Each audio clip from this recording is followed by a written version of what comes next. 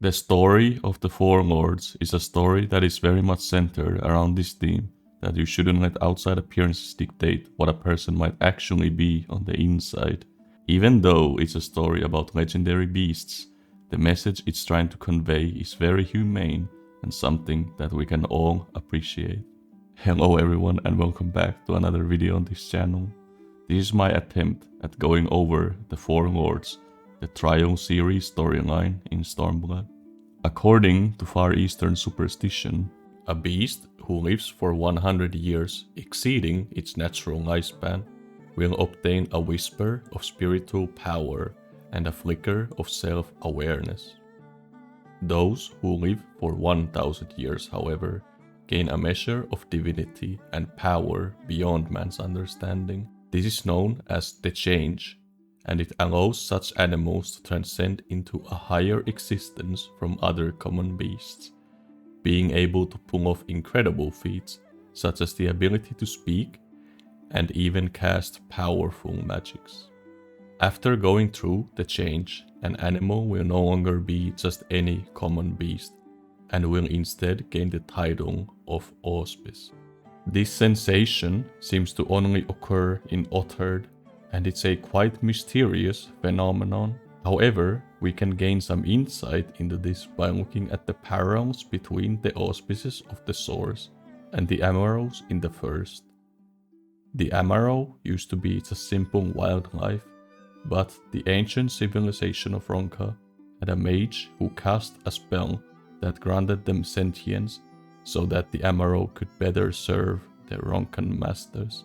Even though the Ronkan civilization has went extinct long since, this magic seems to have remained in the bloodlines of the Amaros of that time and passed on from generation to generation. As such, there are certain cases where an Amaro is born with this gift, and after living long enough, they will fully unlock the power of this gift that has been lying dormant since their birth, granting them much higher intelligence, such as being able to speak. From this, we can infer that perhaps the wildlife of Otherd were too, once upon a time, given such a spell, and it has been passed on through generations on certain animals. But what motive could someone have in order to do something like this? We do know that quite a few auspices have gone mad, taken over by their basic animalistic instincts and terrorizing everything around them in an endless rage. So perhaps it was the doings of an Asian wanting to cause chaos by casting this spell on the wildlife around Otherd. Or maybe it was just someone who wanted to play God by influencing beasts and having them transcend. Perhaps we will never have the answer to this mystery. Nonetheless, once this phenomenon started to have an effect, some auspices and would-be auspices aspired to do great things, such as the ones who became to be known as the Four Lords, a quartet of beasts that appear in the tale of Tenzin. Other auspices, however, only looked inwards and were consumed by their beastly instincts and would end up terrorizing the world. This difference in behavior is explained by the duality of the heart of an auspice, the Aramitama, the primal rage, and the Nigimitama, the boundless calm. These elemental forces are what make the soul of an auspice, and they must be kept in balance if they are to be themselves and retain control. If an auspice were to be taken over by the Aramitama, they would become a wild feral beast so fierce that they could even cause large-scale destructive natural disasters fully on their own. Our story begins a long time before the events of the game. A central character to this story is Tenzin. According to legends, he was extremely proficient in conversing with all living creatures.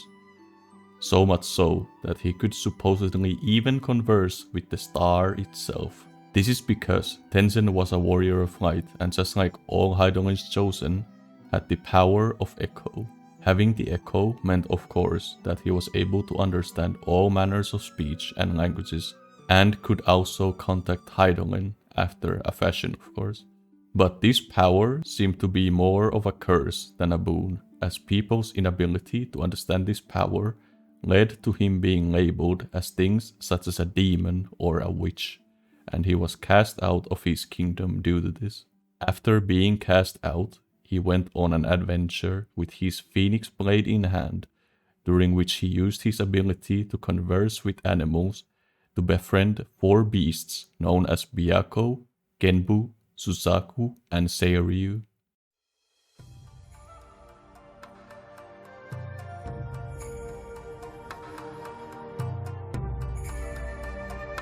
Biako was the first one he met. Biako was a Yangshan tiger, but he was very unusual, having a different type of white fur from the other tigers. Another way in which he was unusual was that he started to develop early symptoms of those that eventually became auspices. Both of these things led to him becoming an outcast, and he lived in solitude for a long time, being bitter and hateful against anyone he came across.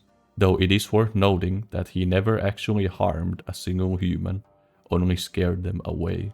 Until one day, Tenzin came across Biako. Of course, Biako's initial reaction was very hostile, as it has always been for him whenever he makes contact with anyone else, as resentment is all he knew. But Tenzin did not fear him, and even though he was far stronger than Biako, who at this point was still very much a weakling, he went for compassion instead, and due to their similar circumstances of both being outcasts, they grew a bond. Biako would join Tenzin in his adventures.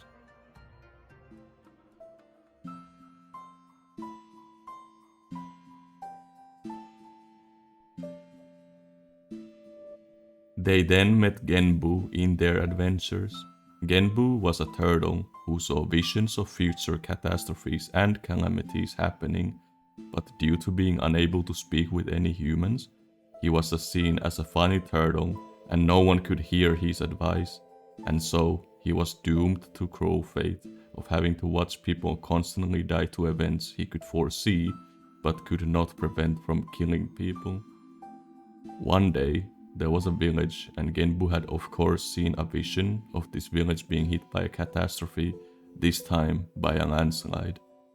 Despite failing to do so in the past, he nonetheless tried to warn people, to no avail. He was about to give up hope when he came across Tenzin.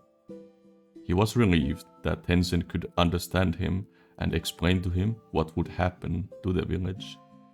Tenzin then called upon his friend Biako, and they put up a charade of this white demon coming to kill everyone, which of course made everyone flee for their lives. Sure enough, sometime later, a landslide wrecked the entire village, but no one died. From that day onward, Genbu traveled with Tenzin and Biako and grew fond of the man that gave him hope when he was about to fall into despair.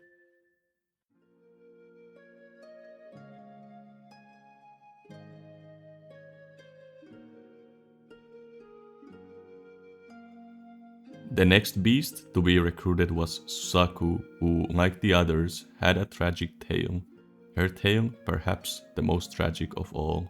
Suzaku was a bird born with fiery red plumage that caught the eye of any humans that came across her. She was very often mistaken for being a firebird, a legendary being that could confer immortality upon those it deemed worthy. So naturally, she was chased constantly as people wanted to take advantage of these supposed special powers. She then one day met Tenzin, Biako, and Genbu. She quickly became attached to Tenzin because he was the first human she came across that actually appreciated her, not just wanting to take advantage of her. This attachment eventually turned into love, though we do not know if it was one-sided or mutual. The bitter irony is that when Tenzin died, Suzaku was powerless to do anything, but after she had went through the change and become an auspice, she did gain the fabled ability of immortality, which led her to centuries of grief and regret, since she could now save anyone from dying, but not the one person she cared for the most.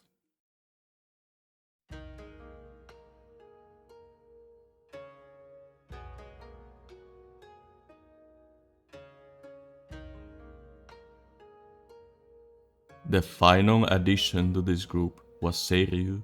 Seiryu's initial life seemed really promising, as he was born as a snake into an island that were fond of snakes. He eventually became to be worshipped. One day, a calamity struck the village, and the villagers started offering children to Seiryu for good fortune. Their luck began turning for the better, and no more calamities hit them. So the inhabitants of the island naturally assumed they needed to keep giving these sacrifices. Seiryu, however, did not actually accept any of the sacrifices he was given and let children go in secrecy, and it was actually just pure coincidence that disasters stopped occurring after the offering started. Seiryu was unable to communicate any of this, however.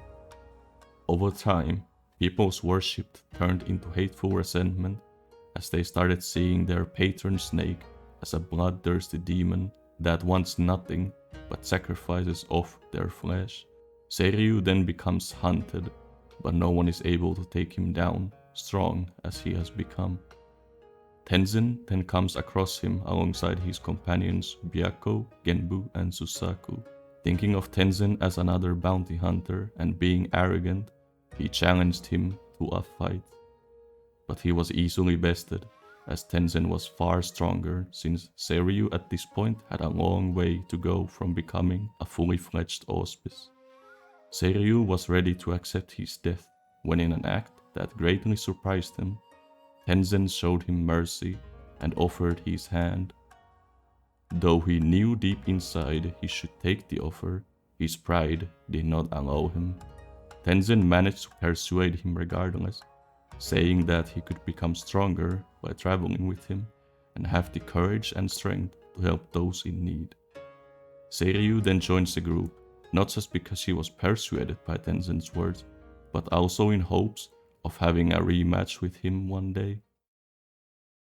Tenzin, Biako, Genbu, Suzaku, and Seiryu traveled together, fighting back against the beasts that possessed the same power as them, but would instead be taken over by their basic instincts, and instead of transcending into a higher being, would only descend into more of a monstrosity, into mindless beasts that would only last for more and more Aramitama, destroying everything around them. The to-be-4 lords got rid of many of these monsters, saving tons of lives in the process. At some point during his travels with the 4 lords, Tenzin became to be known as a hero, and his tales reach even the king, who calls him back to his kingdom. When he last left, he was banished as a harbinger of doom, but now he returned as a hero and a legend. The reason his king summoned him was because there was one auspice that had grown to be incredibly powerful, completely consumed by hatred and malice, one known as Koryu. The 4 lords and Tenzin then set out to defeat Koryu.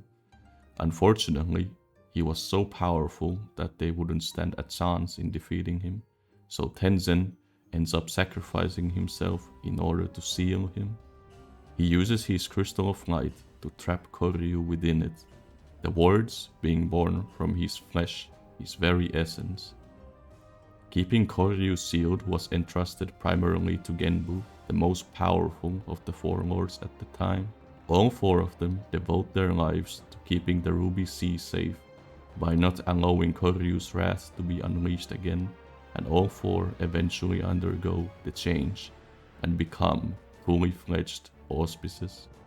Deep within the volcano known as the Hell's Lid, they form a structure around Koryu's seal, a structure that would be called the Eizen Temple. The purpose of this temple was twofold: a sanctuary for some, a prison for one. The primary reason was to keep Koryu's prison away from the outside world, but the temple was also created to be a place for auspices to gather in. The 4 lords did not want others to share their own terrible fates of having to be alone and confused with their powers. Thus, they would minimize the risk of beasts possessing this power turning into a hateful being, as they would have a community taking care of them, and even should such an event occur, it would be very easy to stamp out, as the four lords grew to be far stronger than your normal auspices. One auspice, Shisan Dasheng, recalls his sparring matches against Biako, stating that Biako could defeat him without breaking a sweat, even while Biako was deliberately holding back, and go easy on him. A very long time passes, and we finally reach the events of the game. Genbu, the most powerful of the four lords, has been growing weaker and weaker over the ages due to having to sustain the ward that keeps Koryu in his prison. Furthermore, Koryu's seal is getting weaker and his hatred is beginning to influence those around him, namely Biako, who is showing signs of succumbing to the madness that ensues from an auspice having an excess of Aramitama in their soul. Should Biako unleash his full rage, it would be devastating. But even worse is Genbu's vision of the future, where all of Ruby Sea, Yangsha, and the entirety of Hingashi is subsumed by roaring flames. Knowing this, Genbu sends out a missive to a certain warrior who managed to defeat Susanoo, the Lord of the Realm, in hopes that they would be of help during this crisis. Genbu then sets up some obstacles to test the strength of said warrior. One of these is a construct that he himself created, known as Otakemaru. He created Otakemaru to serve as an Oni of magical origin, to give credence to the tale of Tenzin, thus removing any suspicion people might have about Koryu's existence. He also sends Kamaitachi, an auspice that very recently underwent the change, to challenge you. Finally, should the warrior get past both of them, he would challenge them himself.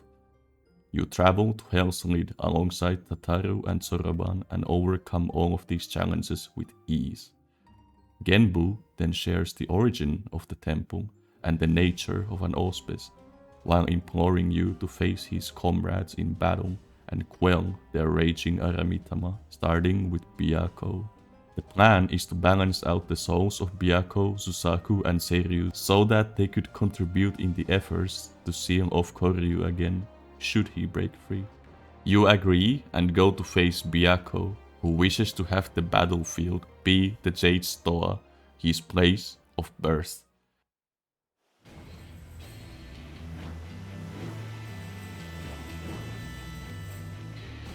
It begins. Receive of me my fury, children of man, and quell it!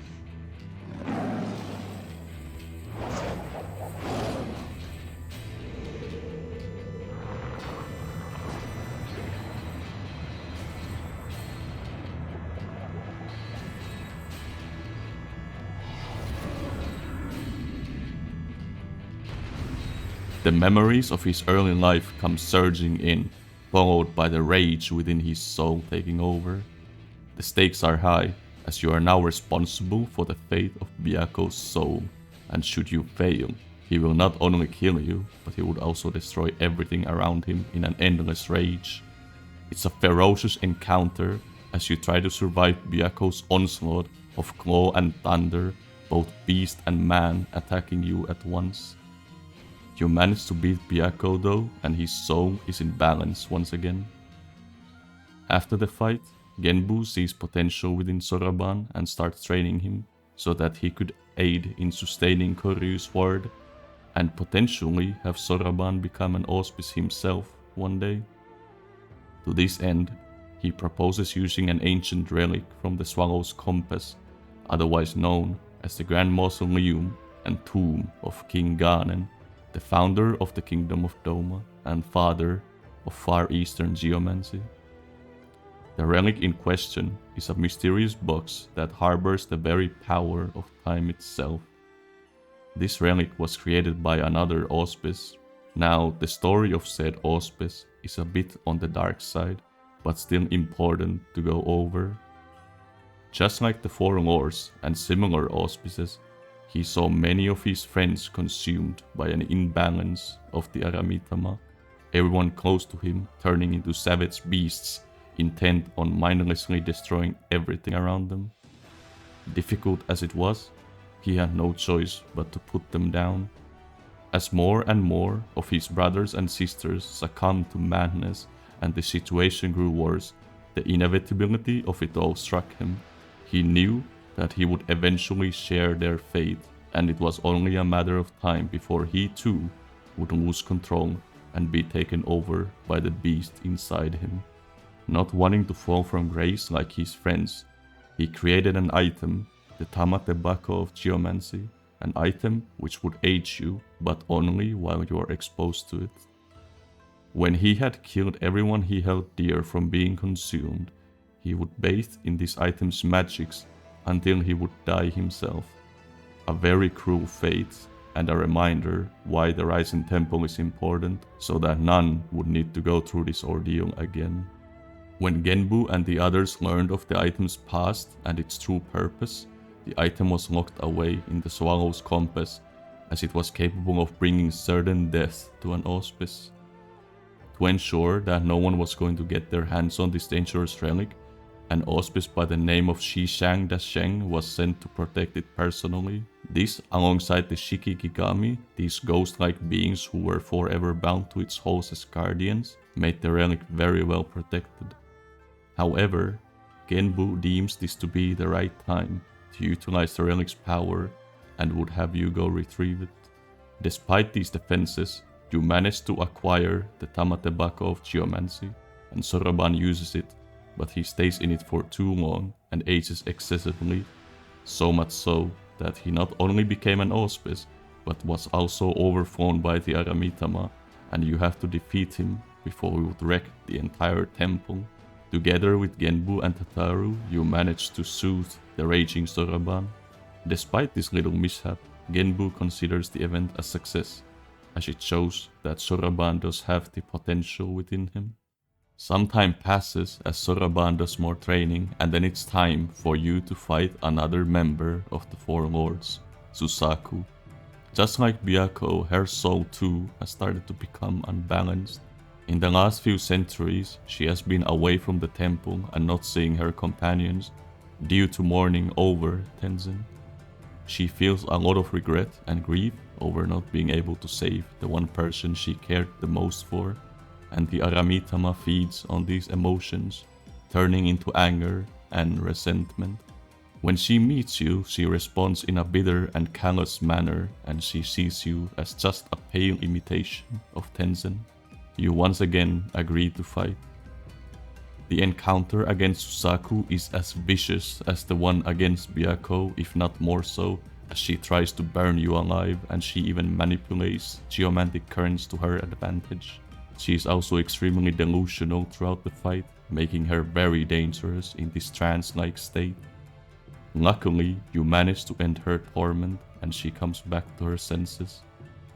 Once calmed down, Suzaku comes to the realization that her power is not a curse delivered in sweet irony, but rather something she should aspire to use to help others, just as Tenzin would have no doubt wished.